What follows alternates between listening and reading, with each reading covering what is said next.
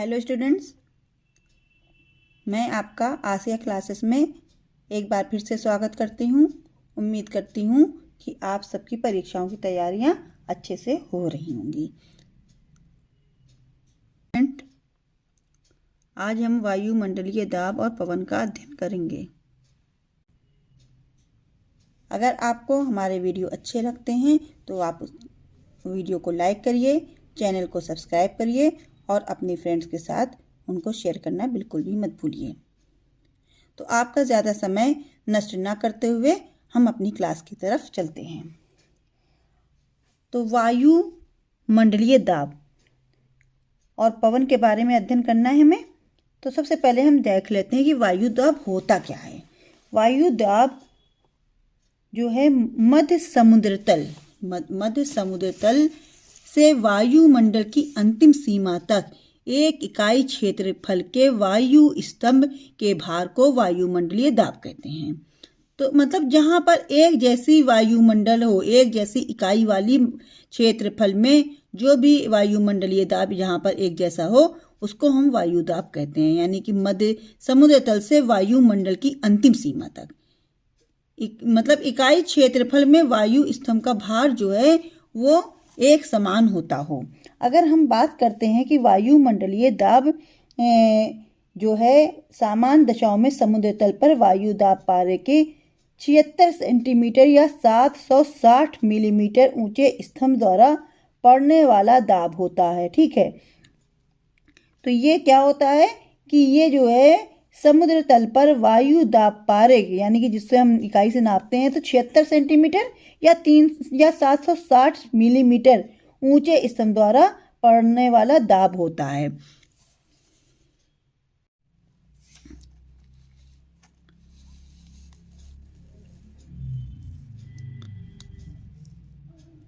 तो अगर हम बात करते हैं कि वायु दाब को किस यंत्र से मापा जाता है, तो वायु दाब को बैरोमीटर से मापा जाता है। किससे मापा जाता है? बैरोमीटर से मापा जाता है। इसकी इकाई क्या है? इसकी इकाई जो है किलो पास्कल है। क्या है? किलो पास्कल है। और इसको किससे लिखते हैं, किससे अंकित करते हैं? इसको हम अंकित करते हैं केपीए से। किससे करते हैं? केपीए से हम इसको अंकित करते हैं। औसत वायुमंडल ताप हमारा कितना है? अगर हम मापा जाए कि औसत कितना है तो 1013.2 किलो पास्कल, 2 किलो पास्कल यानी केपीए जो है उसके इसकी मापी गई है।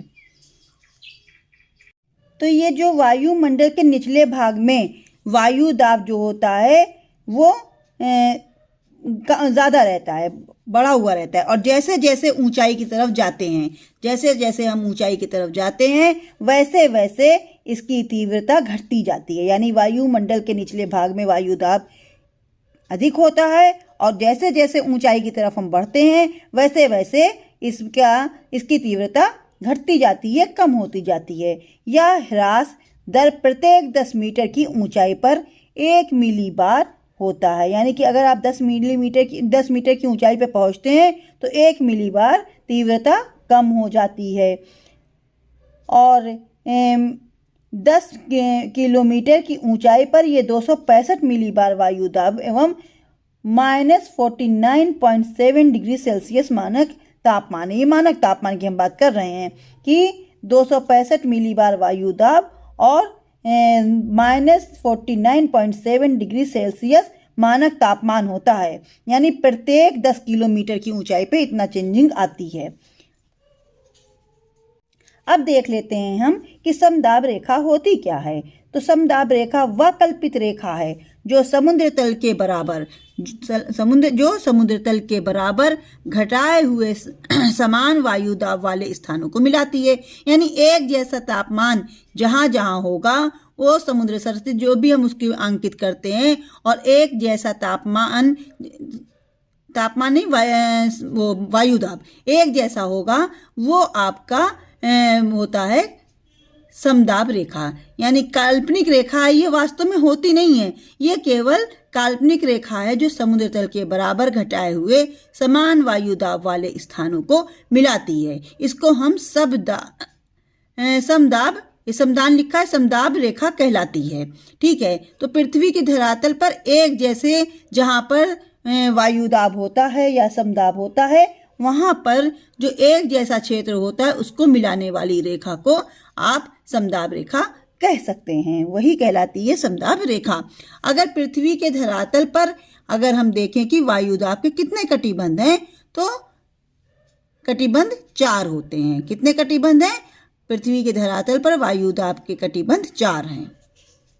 पहला है विषुवत रेखीय निम्न वायुदाब, विषुवत रेखीय निम्न वायुदाब। दूसरा है उपोष्ण उच्च वायुदाब। तीसरा है उपध्रुवीय निम्न वायुदाब और चौथा है ध्रुवीय उच्च वायुदाब, ध्रुवीय उच्च वायुदाब। तो ये 4 कटिबंध में वायुदाब के को पृथ्वी के धरातल के लिए बांटा गया है। हमारे भूगोलवेत्ताओं ने 4 भागों में बांटा है।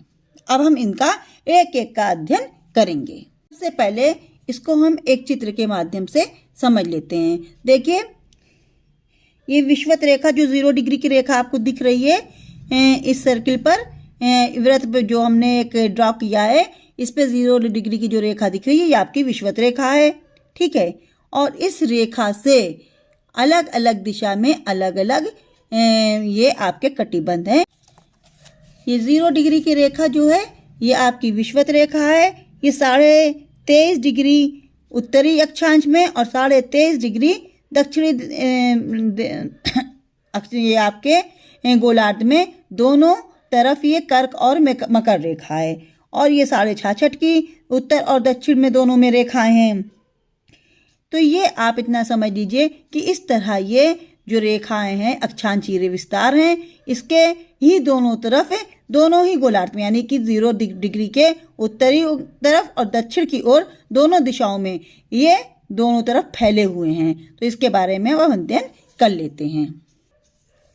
मैंने अभी आपको बताया कि विषुवत रेखीय निम्न वायुदाब पहला क्षेत्र बताया था। तो यह जो है पेटी भूमध्य रेखा से 10 डिग्री उत्तर और 10 डिग्री दक्षिण अक्षांशों के बीच स्थित है। तो देखिए, ये 0 डिग्री की रेखा है, ये आपकी विषुवत रेखा है। 10 डिग्री आपके उत्तर दिशा में और 10 डिग्री दक्षिण दिशा में, यानी उत्तरी गोलार्ध दक्षिणी गोलार्ध दोनों में ये फैला हुआ है। तो 10 डिग्री पे देखिए, मैंने इसीलिए कि ब्लू कलर की लाइन से दर्शाया हुआ है। यहाँ जो है सालों भर सूर्य की किरणें लंबवत पड़ती हैं, क्योंकि यहाँ पे क्या होता है, ये एकदम बीच का हिस्सा है हमारी धरती का। तो यहाँ पर पृथ्वी पर सूर्य सीधा हमेशा चमकता है, साल भर यहाँ पर लंबवत चमकता है। यानी सूर्य आपका उत्तरायण होता है तो भी यहाँ पे सूर्य की प्रकाश पड़ता है, अगर सूर्य आपका दक्षिणायन होता है तो भी सूर्य की किरणें यहाँ पे पड़ती हैं। तब जब यहाँ पे सूर्य की किरणें सीधी चमकती हैं तो इसके कारण तापमान हमेशा ऊंचा रहता है। तापमान कैसा रहेगा? जहाँ पे सूर्य की किरणें रहेंगी वहाँ पर तापमान हमेशा ऊंचा रहेगा, जिसके कारण तापमान अधिक होने के कारण कटिबंध में धरातलीय क्षैतिज पवनें नहीं चलती हैं, बल्कि बहुत अधिक तापमान के कारण वायु हल्की होकर ऊपर उठने लगती हैं। गर्म होता है तो वायु हल्की हो जाती है, गर्म हो जाती हैं। गर्म होने पर जो चीज़ गर्म होती है वो ऊपर उठने लगती है। जब ऊपर उठने लगती है तो संवहनीय धाराओं का जन्म होता है। किसका जन्म होता है? यहाँ पर संवहनीय धाराओं का जन्म होता है। इसलिए इस कटिबंध को शांत कटिबंध या डोलड्रम कहते हैं। क्या कहते हैं? शांत कटिबंध या डोलड्रम कहते हैं, क्योंकि यहाँ पर इतनी गर्मी रहती है साल भर कि इस साल भर में हवा जो है एकदम गर्म हो जाती है। जो भी वायु होती है एकदम वायु गर्म हो जाती है, गर्म होकर हल्की उठती है। जब हल्की हो जाती है, ऊपर उठती है, तो ये बहुत जल्दी बादलों का निर्माण करती है। इसलिए यहाँ पर आपको पता है कि खूब ज़्यादा वर्षा होती है। और देखिए, यहाँ पर रोज़ाना मौसम सुबह के टाइम कुछ होगा, दोपहर में कुछ होगा, शाम को कुछ होगा। यानी कि जब दोपहर में एकदम चिलचिलाती गर्मी रहेगी, उसके बाद सुबह से दोपहर तक चिलचिलाती गर्मी रहेगी, उसके बाद 4 बजे तक खूब अच्छे बादल छा जाते हैं, खूब वर्षा होती है। वर्षा जब होती है तो रात में ठंड खूब पड़ती है। तो रोज़ वर्षा होती है, इसलिए यहाँ पे घने घने वन भी बहुत ज़्यादा पाए जाते हैं। इसके बारे में हम डीपली अध्ययन करेंगे। विषुवत रेखा पर पृथ्वी के घूर्णन का वेग सबसे अधिक भी होता है, जिससे यहाँ पर अपकेंद्रीय बल सर्वाधिक होता है। क्या होता है? अपकेंद्रीय बल सर्वाधिक होता है, जो वायु को पृथ्वी के पृष्ठ से परे धकेलती है। इसके कारण भी यहाँ पर वायु दाब कम हो जाता है। वायु दाब कम हो जाता है भाई, हवा जो है, वायु जो है गर्म होकर हल्की है, ऊपर उठ गई है, इसलिए यहाँ पर इसको शांत कटिबंध कहते हैं। इसको क्या कहते हैं? डोलड्रम कहते हैं। तो यहाँ पर बहुत शांत वातावरण रहता है। अगर हम बात करते हैं उपोष्ण उच्च वायु दाब की, तो उत्तरी तथा दक्षिणी गोलार्ध, ये देखिए जो 0 डिग्री से नीचे की तरफ आप देख रहे हैं ना, ये आपका है दक्षिणी गोलार्ध, और 0 डिग्री से ऊपर की तरफ जो देख रहे हैं वो आपका है उत्तरी गोलार्ध। तो उत्तरी गोलार्ध और दक्षिणी गोलार्धों में क्रमशः कर्क और मकर रेखा है। ये आपकी कर्क रेखा है ऊपर, अभी मैंने आपको दिखाया था, और नीचे मकर रेखा है। तो कर्क रेखा और मकर रेखा पाई जाती है। तो कर्क और मकर रेखा के पास जो 35 डिग्री की रेखा है, जो ये 35 डिग्री देखिए रेड कलर से दिख रही है आपको, तो ये 35 डिग्री की जो रेखा है, अक्षांश है, उच्च दाब पेटियां पाई जाती हैं। यहाँ पर क्या है, यानी वायु ठंडी हो जाती है और यहाँ पर उच्च वायु दाब पाया जाता है। इसके क्या कारण है? इसके कारण होते हैं 2। पहला ये कि विषुवत रेखीय कटिबंध से गर्म होकर उठने वाली वायु ठंडी और भारी होकर कर्क और मकर रेखाओं के 35 डिग्री के बीच में नीचे उतरती हैं। यानी जो यहाँ पर आपकी रेखा होती है, जिसको आप कहते हैं विषुवत रेखीय निम्न वायु दाब, यहाँ से जब हवा गर्म होकर हल्की होकर ऊपर उठती हैं तो ये ठंडी की तरफ जाती हैं, और ठंडे में जब होकर ये वहाँ पर पहुँचती हैं तो ठंडी होने लगती हैं। यानी 35 डिग्री के आसपास जब दोनों गोलार्धों में पहुँचती हैं तो ये ठंडी होने लगती हैं। ठंडी होने पर ये भारी होकर नीचे उतरने लगती हैं और उच्च वायु दाब उत्पन्न कर देती हैं। तो यहाँ पर क्या होता है, निम्न वायु दाब जो ब्लू वाला है और रेड वाला जो है, यहाँ पर उच्च वायु दाब हो जाता है। इतना समझ में आ गया होगा। दूसरा कारण क्या है, तो पृथ्वी के दैनिक गति के कारण उपध्रुवीय क्षेत्रों में वायु विशाल राशियां कर्क तथा मकर रेखाओं से 35 अक्षांशों के बीच एकत्रित हो जाती हैं। यानी ये जो ध्रुव है आपका 90 डिग्री जो है, ये ध्रुवों की ओर, ये ध्रुव भी ना कहें, उपध्रुव, यानी कि ध्रुव से थोड़ा सा खसक कर 80 डिग्री के आसपास की हम बात कर लेते हैं। तो यहाँ से जब हवाएं जो होती हैं नीचे इधर की तरफ गर्म राशियों की तरफ चलती हैं तो यहाँ पर इकट्ठा हो जाती हैं। यानी इधर से ठंडी उधर से गर्म, दोनों मिलके क्या होता है, नीचे 35 डिग्री के पास उतर कर इनको नीचे उतार देती हैं और इनका वायु दाब ऊंचा हो जाता है।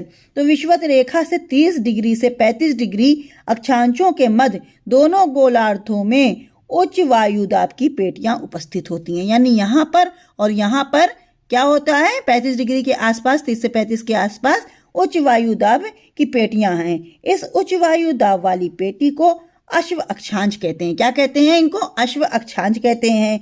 इसका क्या कारण है? इसका कारण है कि मध्य युग में यूरोप में खेती के लिए पश्चिमी द्वीप समूह में पालदार जलयानों को लाद कर घोड़े भेजे जाते थे। क्या मतलब है कि यहाँ पर जो यूरोप से घोड़े होते थे उनको जो है एक पालदार नाव बनाई जाती थी, उसमें मतलब पर्दा लगा दिया जाता था और उसमें घोड़े जो है रखकर भेजे जाते थे जलयानों के द्वारा।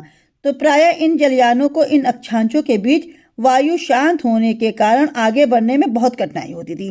क्यों? क्योंकि यहाँ पर वायु एकदम ठंडी शांत रहती थी, तो हवा के नहीं रहती थी, तो वायु आपके जलयान आगे बढ़ते नहीं थे। तो इन जलयानों को इन अक्षांशों के बीच वायु शांत रहती थी तो आगे बढ़ने में बहुत कठिनाई होती थी। अतः इन जलयानों को भार कम करने के लिए कुछ घोड़े समुद्र में फेंकने भी पड़ते थे। कई बार ऐसा होता था कि जलयान आगे बढ़ता ही नहीं था, इतनी शांत वायु हो जाती थी। तो ऐसी स्थिति में यहाँ पर क्या होता था कि घोड़ों को समुद्र में फेंकना पड़ जाता था। तो इसलिए यहाँ पर बताया कि यहाँ पर बहुत ज़्यादा शांत वातावरण वायु की पाई जाती है। तीसरा देख लेते हैं, उपध्रुवीय निम्न वायु दाब। उपध्रुवीय निम्न वायु दाब क्या है? 45 डिग्री उत्तरी तथा दक्षिणी गोलार्ध में, यानी 45 डिग्री येलो वाला पार्ट आप देख रहे हैं, देखिए येलो रेखा दिख रही है, तो येलो वाली जो आपकी 45 डिग्री है, ये 45 डिग्री उत्तरी तथा दक्षिणी अक्षांशों से क्रमशः आर्कटिक और अंटार्कटिक वृत्तों के बीच निम्न वायु भार की पेटियां पाई जाती हैं। यहाँ पर फिर से निम्न वायु दाब पेटियां पाई जाती हैं, क्योंकि यहाँ पर भी निम्न है, ब्लू वाला, येलो वाला भी निम्न है, और यहाँ पर रेड वाला क्या है, उच्च वायु दाब है। तो यहाँ पर निम्न वायु भार की पेटियां पाई जाती हैं, जिसे उपद्रवीय निम्न दाब पेटियां कहते हैं। तो आपने देखा कि इधर निम्न वायु दाब, इधर निम्न वायु दाब। तो जब ये निम्न वायु दाब से दोनों तरफ से हवाएं आपकी, अभी मैंने सेकंड वाले में बताया था ना कि दोनों तरफ से जब हवा हल्की हो जाती है गर्म होकर, तब ये क्या होती है, गर्म होकर हल्की हो जाती हैं और ऊपर उठने लगती हैं। और जब ये आपकी 35 डिग्री के आसपास पहुंचती हैं तो यहाँ पर ये आपस में उच्च वायु दाब के कारण ठंडी होकर भारी हो जाती हैं और नीचे उतरने लगती हैं। ठीक है, तो इसके बाद आप देखिए ध्रुवीय उच्च वायु दाब। जैसा कि आपको पता है कि सूर्य 0 डिग्री पर हमेशा चमकता है, यानी विषुवत रेखा पर। लेकिन जब सूर्य उत्तरायण होता है तो उत्तरी गोलार्ध में ज़्यादा गर्म होने लगता है, और जब सूर्य दक्षिणायन होता है तो ये दक्षिण दिशा में मकर रेखा की तरफ जब जाता है तब ये मकर रेखा पर चमकता हुआ, लेकिन आपके दक्षिणी गोलार्ध को ज़्यादा गर्म कर देता है। तो 80 डिग्री उत्तरी तथा दक्षिणी अक्षांशों से उत्तरी तथा दक्षिणी ध्रुव तक उच्च दाब पेटियां पाई जाती हैं। तो इधर भी वही है कि जब सूर्य इधर आ जाता है दक्षिण की दिशा में तो क्या हो जाता है, यहाँ पर उच्च वायु दाब हो जाता है। फिर उसके बाद जब सूर्य उत्तरायण होता है तो यहाँ पर उच्च वायु दाब हो जाता है, इधर निम्न वायु दाब हो जाता है। तो ये जो है सूर्य के अनुसार चेंज होता रहता है। तो अब हम देख लेते हैं पवन। पवन क्या होती हैं? पृथ्वी के धरातल पर वायु दाब में क्षैतिज विषमताओं के कारण हवा उच्च वायु दाब से निम्न वायु दाब क्षेत्र की ओर बहती है। ये तो मैंने अभी आपको बताया कि जो वायु होती है किधर चलती है, निम्न वायु दाब से उच्च वायु दाब से निम्न वायु दाब क्षेत्र की ओर बहती है। तो पृथ्वी के धरातल पर वायु दाब में क्षैतिज होती है और क्षैतिज विषमताओं के कारण हवा उच्च वायु दाब क्षेत्र से निम्न वायु दाब की ओर बहती है। क्षैतिज रूप से इस गतिशील हवा को पवन कहते हैं। क्षैतिज रूप से इस गतिशील हवा को हम पवन कहते हैं।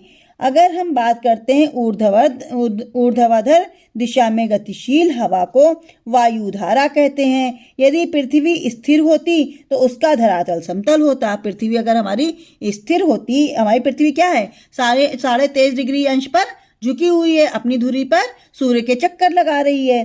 तो ये अगर स्थिर होती तो उसका धरातल समतल होता, और यहाँ पृथ्वी भी स्थिर होती, धरातल भी समतल होता है। यानी धरातल कैसा है, गोल है, नारंगी के आकार का है। लेकिन अगर ये समतल होता तो पवन उच्च वायु दाब वाले क्षेत्र से सीधे निम्न वायु दाब वाले क्षेत्र की ओर समदाब रेखाओं पर समकोण बनाती हुई क्या करती,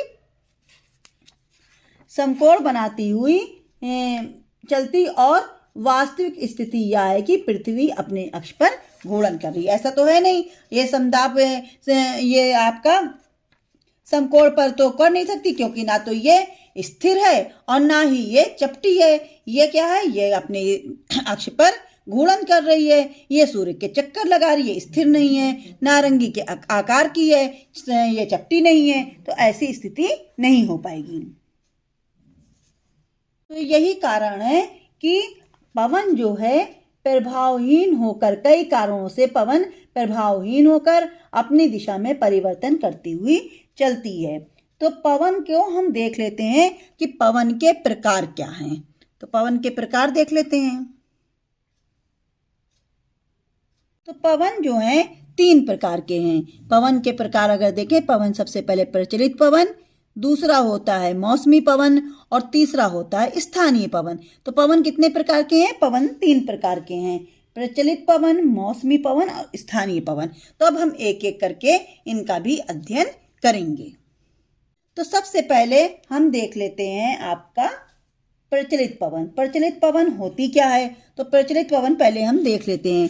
पृथ्वी के विस्तृत क्षेत्र पर एक ही दिशा में वर्ष भर चलने वाली पवन या स्थायी पवन कहते हैं। यानी कि पृथ्वी के विस्तृत क्षेत्र पर, एक विस्तृत भूभाग पर एक ही दिशा में वर्ष भर चलने वाली पवन को प्रचलित पवन या आप स्थायी पवन भी कह सकते हैं, क्योंकि इसमें चेंजिंग नहीं होती है, इसलिए इसको आप स्थायी पवन कह सकते हैं। स्थायी पवनें एक वायुभार कटिबंध से दूसरे वायुभार कटिबंध की ओर नियमित रूप से चला करती हैं, यानी एक कटिबंध से दूसरे कटिबंध की ओर चला करती है। अभी मैंने 4 प्रकार के कटिबंध बताए, तो एक कटिबंध से दूसरे कटिबंध की ओर चला करती हैं। इसके उदाहरण भी कई हैं, जैसे पछुआ पवन, व्यापारिक पवन और ध्रुवीय पवन। तो ये जो है पछुआ पवन और व्यापारिक पवन और ध्रुवीय पवन को भी अलग अलग हम देख लेते हैं। पछुआ पवन क्या होती है? इन गोलार्धों में, यानी कि उत्तरी गोलार्ध और दक्षिणी गोलार्ध दोनों में ही ये पवन चला करती हैं। ये पवन दोनों ही गोलार्धों में चला करती हैं। 0 डिग्री से उत्तर और 0 डिग्री से दक्षिण दोनों गोलार्धों में ये पवन चला करती हैं, इसलिए इन दोनों को ही हम अध्ययन करेंगे। उपध्रुवीय निम्न वायु दाब कटिबंध की ओर चलने वाली स्थायी हवा को इनकी पश्चिम दिशा के कारण, यह पश्चिम में चलती हैं, तो पछुआ पवन कहते हैं। इनको पछुआ पवन क्यों कहते हैं? क्योंकि ये हमेशा पश्चिम दिशा की ओर चलती हैं, इसलिए इनको पछुआ पवन कहते हैं। पछुआ पवन का सर्वश्रेष्ठ विकास यानी बहुत तेजी से 40 डिग्री से 65 डिग्री के बीच में होता है। 40 डिग्री से 65 डिग्री के, यानी यहाँ ये 35 से बीच में, और ये आपका 80 से इसके बीच में, 45 से ये तो ये 80 65 यहाँ कहीं आएगा। इन दोनों के बीच में पछुआ पवन बहुत प्रचंड हो जाती हैं। क्यों प्रचंड हो जाती हैं? क्योंकि यहाँ पर महाद्वीप नहीं है। दक्षिण दिशा की मैं बात कर रही हूँ, उत्तर दिशा की बात नहीं कर रही हूँ। तो ये 40 डिग्री से 65 डिग्री दक्षिण अक्षांशों के मध्य जब पाई जाती हैं ये वायु, तो ये बहुत ज़्यादा वो प्रचंड हो जाती हैं। इसलिए इनको, इन अक्षांशों में बहने वाली वायु को गरजता 40 कहते हैं या प्रचंड 50 भी कहते हैं, और कई जगह पर चीखता 60 भी कहा जाता है। ये सभी नाम किसने दिए हैं? अगर आपसे पूछ लिया जाए ये नाम किसने दिए हैं, ये नाम वहाँ पर आपकी यात्रा करने वाले नाविकों ने दिए हैं, क्योंकि उनको इससे बहुत अधिक समस्या होती थी। इतनी तेज हवा जब चलती है तो नाविकों को जलयान ले जाने में कई बार बहुत अधिक दिक्कतें होती थी, दुश्वारियां होती थी। इस कारण ये नाविक इनको क्या कहते हैं? गरजता 40, प्रचंड 50 या चीखता 60, ये सब नामों से जानते हैं।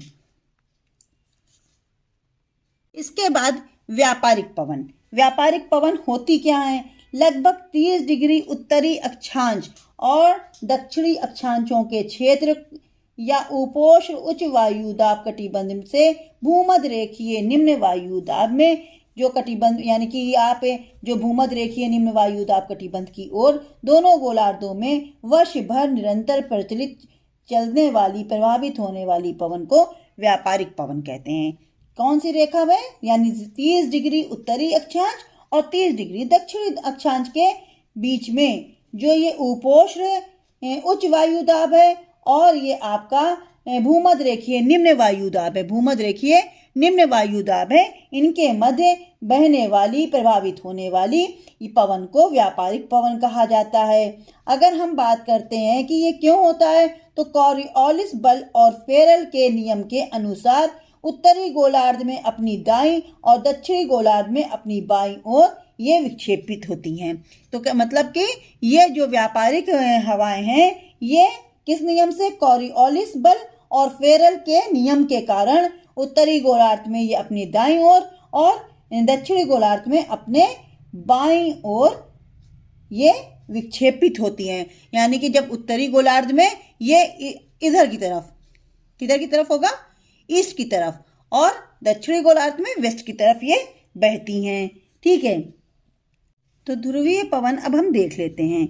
ध्रुवीय पवन क्या होती हैं? ध्रुवीय उच्च वायु दाब की पेटियों से उपध्रुवीय निम्न वायु दाब की पेटियों की ओर प्रचलित पवनों को ध्रुवीय पवन कहते हैं। क्या कहते हैं? ध्रुवीय उच्च वायु दाब की पेटियों से उपध्रुवीय निम्न वायु दाब की पेटियों की ओर प्रभावित पवन को ध्रुवीय पवन के नाम से जाना जाता है। उत्तरी गोलार्ध में इनकी दिशा क्या होती है? उत्तरी गोलार्ध में उत्तर पूर्व से दक्षिण पश्चिम, उत्तर पूर्व से दक्षिण पश्चिम की ओर चलती हैं, यानी ऐसे ऐसे करके चलती हैं। और दक्षिण गोलार्ध में किधर चलती हैं? दक्षिण पश्चिम से उत्तरी पूर्व की ओर यानी उत्तर पूर्व की ओर यानी नीचे से ऊपर की तरफ चलती हैं। ठीक है, और उत्तरी गोलार्ध में ऊपर से नीचे की तरफ यानी जितनी भी हवा चलती है ये विषुवत रेखा की ओर ही चलती हैं। ठीक है, अब हम देख लेते हैं मौसमी पवन। मौसमी पवन क्या होता है? तो मौसमी पवन जो होता है मौसम के समय या समय के परिवर्तन के साथ जिन पवन में परिवर्तन होता है उनको कहते हैं मौसमी पवन। कहने का मतलब है कि मौसम व समय के परिवर्तन के साथ जिन पवनों की दिशा बदल जाती है उन्हें मौसमी पवन कहते हैं। जैसे मानसूनी पवन, स्थल पवन और स्थल समीर भी कहते हैं, और समुद्री समीर। ये 3 प्रकार की ये पवन पाई जाती है मौसमी पवन में, मानसूनी पवन, स्थलीय पवन और समुद्री पवन। तो अब इस मानसूनी पवन क्या होती है इसके बारे में जब हम मानसूनी प्रदेश पढ़ाएंगे तो इसमें काफ़ी अध्ययन कराएंगे, लेकिन अभी हम देख लेते हैं स्थल और समुद्री पवन क्या होती हैं। तो स्थल पवन ऊष्मा के अवशेषण तथा स्थानांतरण से, यानी कि जैसे जैसे गर्मी जहाँ पे अधिक मिलती है, सूर्य का प्रकाश, सूर्य की ऊष्मा ज़्यादा होती है, वहाँ पर अवशोषण और स्थानांतरण में स्थल व समुद्र में मिलकर समुद्र में भिन्नता वाली पाई जाती हैं। दिन के दौरान स्थल भाग समुद्र की अपेक्षा अधिक गर्म होता है। देखिए, जब सूर्य का प्रकाश, सूर्य का ऊष्मा जब पड़ती है तो स्थल ज़्यादा गर्म हो जाता है, समुद्र तल पानी के कारण जल्दी गर्म नहीं होता, और जितना स्थल गर्म होता है उतना जल का स्तर गर्म नहीं हो पाता है। अतः स्थल पर हवाएं ऊपर, स्थल गर्म हो जाता है, जब स्थल गर्म हो जाता है तो स्थल की जो वायु है गर्म होकर ऊपर उठने लगती हैं और निम्न क्षेत्र बनाती हैं। क्या बनाती हैं? निम्न दाब बना लेती हैं, जबकि समुद्र अपेक्षाकृत ठंडा होता है। समुद्र जो है स्थल धरातल की अपेक्षा ठंडा होता है। तो ऐसे में क्या होता है, उन पर वहाँ पर क्या कर देती हैं, उच्च वायु वहाँ पर जो समुद्र होता है, समुद्र का स्थल की ओर दाब बढ़ जाता है और पवनें समुद्र से स्थल की तरफ चलने लगती हैं। समुद्र से स्थल की तरफ चलने लगती हैं, वो होती हैं समुद्री समीर या समुद्री पवन। ठीक है, रात्रि का इसका अपोजिट हो जाता है। ये दिन के समय स्थल गर्म होता है और सागर ठंडा होता है। ऐसी स्थिति में क्या होता है, स्थल की तरफ, समुद्र से स्थल की तरफ हवा चलने लगती है। हवा हमेशा हल्के की तरफ चलती है, गर्म की तरफ चलती है, तो ठंडी हवा नीचे उठती है, नीचे होकर धरातल के सहारे होकर ये स्थल की ओर चलने लगती हैं, जिसको समुद्री हवा कहते हैं, समुद्री समीर कहते हैं या समुद्री पवन कहते हैं। लेकिन जब ये इसकी रात हो जाती है तो रात में स्थल समुद्र की अपेक्षा जल्दी ठंडा हो जाता है। पानी को गर्म करिए आप, पानी को ठंडा होने में समय लगेगा, लेकिन धरातल यानी कोई ऐसे ही बर्तन गर्म है, उसको आप ठंडा करेंगे तो जल्दी ठंडा हो जाएगा। वैसे ही स्थल जो है समुद्र की अपेक्षा अधिक ठंडा हो जाता है। तो दाब प्रवणता स्थल से समुद्र की तरफ होने लगती है और स्थल क्या होता है, स्थल समीर चलने लगती है। यानी कि अब समीर किधर चल रही है, स्थल से जल की तरफ चल रही है, सागर की तरफ चल रही है, तो इसको कहते हैं स्थल समीर। अब हम देख लेते हैं स्थानीय पवन। स्थानीय पवन जो होती है, ये प्रमुख हम जो गर्म पवन है स्थानीय, उनके बारे में अध्ययन करेंगे। सबसे पहले है चिनूक। चिनूक जो है संयुक्त राज्य अमेरिका और कनाडा में चलने वाली स्थानीय पवन है। ये रॉकी पर्वत श्रेणी के पूर्वी ढाल के सहारे चलने वाली गर्म और शुष्क पवन है। यह पवन रॉकी पर्वत के पूर्व के पशुपालकों के लिए एक बड़ा और लाभदायक मतलब कि क्षेत्र है, क्योंकि शीतकाल की अधिकांश अवधि में यह बर्फ को पिघलाकर चारागाह को बर्फ के से मुक्त कर देता है। जब ये चिनूक चलती है संयुक्त राज्य अमेरिका और कनाडा में, तो ये जो शीतकाल के समय यहाँ पर बर्फ जम जाती है चारागाहों में, तो इस हवा के कारण ये बर्फ पिघलने लगती है, जिससे चारागाह बर्फ मुक्त हो जाते हैं। दूसरा आपका है फॉन। फॉन कहाँ चलती है? फॉन स्विट्जरलैंड में स्थानीय हवा है। यह आल्प्स पर्वत के उत्तरी ढाल से नीचे उतरने वाली गर्म एवं शुष्क वायु है। क्या है ये? आल्प्स पर्वत के उत्तरी ढाल से नीचे उतरने वाली गर्म एवं शुष्क हवा है, वायु है, इसका सर्वाधिक प्रभाव स्विट्जरलैंड में ही है। इसका सर्वाधिक प्रभाव, सबसे अधिक अगर इसका प्रभाव होता है तो स्विट्जरलैंड में है। इसके प्रभाव से यहाँ पर पड़ने वाली बर्फ पिघलने लगती है। जो जो पशु पालते हैं, पशुपालन के लिए चारागाह मिल जाती है। जब ये बर्फ खाली होती है इन हवाओं के चलने से बर्फ, तो यहाँ पर चारागाह खुल जाती है और पशुपालन में सहायता करती है। इसके प्रभाव से अंगूर बहुत जल्दी पक जाते हैं। इसकी सबसे खास विशेषता क्या है कि अंगूर बहुत जल्दी पक जाते हैं। कई बार ये सवाल आ जाता है, प्रश्न आता है कि वो कौन सी पवन है जिसके कारण अंगूर पक जाते हैं, तो वो फान है। अब हम देख लेते हैं हरमट्टन। हरमट्टन कहाँ की वायु है? हरमट्टन जो है सहारा रेगिस्तान के उत्तर पूर्व में चलने वाली ये एक गर्म और शुष्क हवा है। ये जब सहारा मरुस्थल की बात हो रही है तो समझ लीजिए सहारा मरुस्थल तो गर्म है ही है, तो ये गर्म हवा है, गर्म वायु है। तो ये सहारा मरुस्थल के उत्तर पूर्व दिशा से चलने वाली शुष्क और गर्म वायु है। यह पवन सहारा से गिनी तट की ओर बहती है। गिनी तट पर इसे डॉक्टर हवा के नाम से जाना जाता है। हरमट्टन को क्या डॉक्टर हवा के नाम से जाना जाता है। सेहत के लिए बहुत अच्छी होती है, पेशेंट्स के लिए बहुत अच्छी होती है, इसलिए इसको डॉक्टर हवा भी कहते हैं। बाद आता है सिराको। ये भी सहारा मरुस्थल की ही हवा है, लेकिन सहारा मरुस्थल से भूमध्य रेखा की ओर चलने वाली ये हवा है और ये जो है धूल से लदी गर्म हवा है। अगर ये भी प्रश्न आता है कि धूल से भरी हवा कौन सी होती है, तो सिराको है। सिराको जो है धूल से भरी हुई ये हवा होती है। क्यों? क्योंकि इसमें जो है ये जब हवा चलती है तो सहारा मरुस्थल से ये अपने साथ रेत को लेकर उड़ती है, तो इसलिए ये धूल से भरी हुई हवा कहलाती है। जब यह भूमध्य सागर पार करती है तो आर्द्र हो जाती है। क्यों आर्द्र हो जाती है? इतनी गर्म होती है कि जैसे ही सागर के ऊपर से निकलती है ये हवा, तो वहां से मतलब कि ये आर्द्रता अपने अंदर सोख लेती है। और ये सिराको जो है जब इटली पहुंचती है तो ये काफ़ी आर्द्र हो जाती है। इसके अन्य नाम भी हैं, जैसे खमसिन है, मिस्र में इसको खमसिन कहते हैं, गिबली कहते हैं लीबिया में, चिली में इसको ट्यूशिनिया में कहते हैं, लेस्ट जो है मेरेडिया में, और सिराको इटली में कहते हैं, और लेबेक नाम की हवा स्पेन में कहते हैं। यानी अलग अलग देशों में इसको अलग अलग नाम से जाना जाता है। इसके बाद होता है सिमूम। ये अरब के रेगिस्तान में बहने वाली गर्म एवं शुष्क वायु है। सिमूम जो है गर्म एवं शुष्क वायु है और ये अरब के रेगिस्तान में बहती है। ब्लैक रोलर उत्तरी अमेरिका के विशाल मैदान में बहने वाली दक्षिण पश्चिम या उत्तर पश्चिम से तेज धूल भरी आंधी के रूप में चलती है। ये जो है आपकी धूल भरी आंधी के रूप में चलती है, इसीलिए इसका नाम ब्लैक रोलर है, क्योंकि इतनी ज्यादा धूल होती है कि कोई चीज दिखाई नहीं पड़ती, इसलिए इसको ब्लैक रोलर के नाम से भी जाना जाता है। ब्रिक फील्डर क्या है? ऑस्ट्रेलिया के विक्टोरिया प्रांत में चलती है। ये कहाँ चलती है? ये ऑस्ट्रेलिया के विक्टोरिया प्रांत में चलती है और ये भी एक गर्म और शुष्क वायु है। इसके बाद आती है शामल क्या होती है? शामल जो है इराक और फारस की खाड़ी में चलने वाली गर्म एवं शुष्क वायु है। शामल जो है इराक और फारस की खाड़ी में चलने वाली गर्म एवं शुष्क वायु है। उसके बाद आता है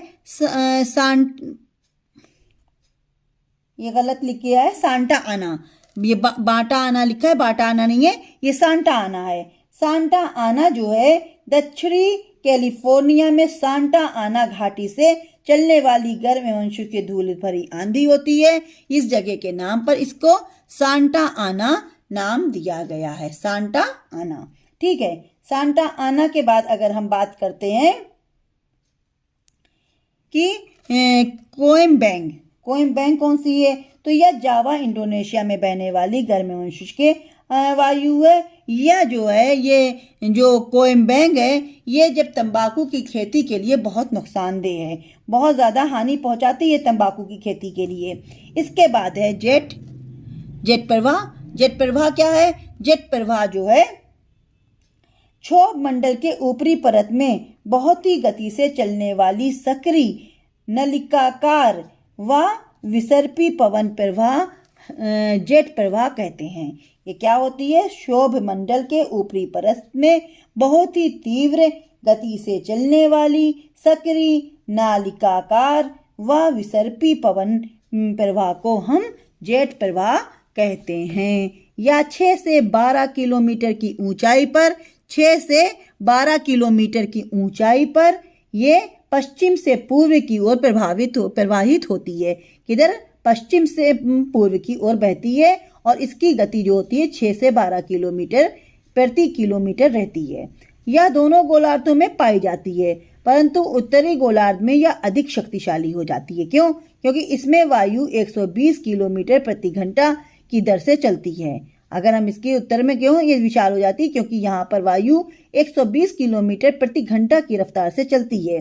जेट प्रवाह वायुमंडलीय विक्षोभों में चक्रवातों को, प्रति चक्रवाती और तूफानों और वर्षा की उत्पन्न करने में सहायक होती है।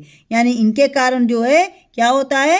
चक्रवात बनते हैं, प्रति चक्रवात बनते हैं, तूफान होती है, वर्षा और झंझा बनते हैं। तो ये सब जो होते हैं इन्हीं जेट पवनों के कारण होता है। आधुनिक खोजों के अनुसार एशिया में मानसूनी पवनों के कारण जेट प्रवाह माना जाता है। यह पृथ्वी पर तापमान के वितरण को संतुलन बनाने में भी, यानी कि वायु, ये जो आपका तापमान है धरातल पर, इसमें बहुत ज़्यादा विषमताएं हैं, लेकिन अगर कोई चीज़ इसको संतुलन बनाए हुए है तो ये जेट पवनों के कारण ही बनी हुई है। इसके अतिरिक्त एक स्थानीय हवाएं कुछ और भी हैं जो गर्म एवं शुष्क हैं, उनका मैं केवल नाम बता दे रही हूँ। ट्रेमोंटेन, ये मध्य यूरोप में चलती है। ट्रेमोंटेन जो है ये कहाँ चलती है? ये जो है चलती है आपकी मध्य यूरोप में। अयाला जो है फ्रांस में चलती है। वर्गस जो है आपकी दक्षिणी अफ्रीका में चलती है। सुखोवे आपके रूस और कजाकिस्तान में चलती है। इसके बाद बागियो फिलीपींस द्वीप समूह में चलती है। बागियो कहाँ चलती है? फिलीपींस द्वीप समूह में चलती है। गारिज दक्षिण पूर्वी ईरान में चलती है। गारिज जो है दक्षिण पूर्वी ईरान में चलती है। लू की बात करें तो ये आपके उत्तरी भारत में चलती है। बहुत गर्म होती है, कई बार तो इसके कारण उत्तर भारत इतना ज़्यादा कि 47 डिग्री टेम्परेचर से भी ऊपर पहुंच जाता है यहाँ पर पारा। सैलोनो ये दक्षिण पूर्वी स्पेन में मिलती है। और सामून ईरान में चलने वाली गर्म और शुष्क वायु है। ये सारी पवन आपकी जो है गर्म और शुष्क है।